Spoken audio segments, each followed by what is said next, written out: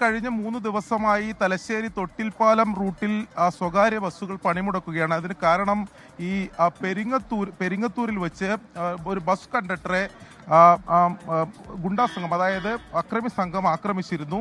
അതിന്റെ ദൃശ്യങ്ങൾ ഉൾപ്പെടെ പുറത്തു വരികയും പോലീസ് കേസെടുക്കുകയും ചെയ്തിരുന്നു. പക്ഷേ പ്രതികളെ പിടികൂടിയില്ല എന്ന് ആരോപിച്ചുകൊണ്ടാണ് ഈ ബസ് തൊഴിലാളികളും ഉടമകളെല്ലാം സമരത്തിലേക്ക് പോയത്.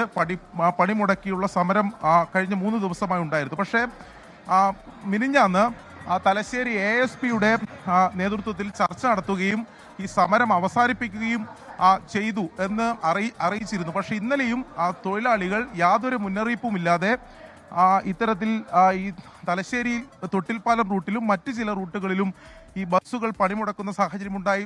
വാട്സപ്പ് ഗ്രൂപ്പുകളിലൂടെ പ്രചരിപ്പിച്ചാണ് അത്തരം ഒരു പ്രതിഷേധമുണ്ടായത് എന്നതാണ് പറയുന്നത്. ഈ സമരം അന്യായമായ നിലയിലാണ് നടത്തിയിട്ടുള്ളത്. ഒരു തൊഴിലാളിക്ക് അടികിട്ടി, സ്വാഭാവികമായിട്ടും അതിന്റെ ഭാഗമായി ഒരു പണിമുടക്ക് ഒരു ദിവസം നടന്നു.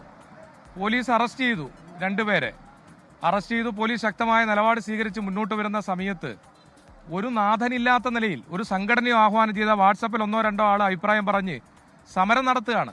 അതിന്റെ ഭാഗമായിട്ടുള്ള വലിയ ബുദ്ധിമുട്ടാണ് ജനങ്ങൾ ഇന്നലെ അഭിമുഖീകരിച്ചത്.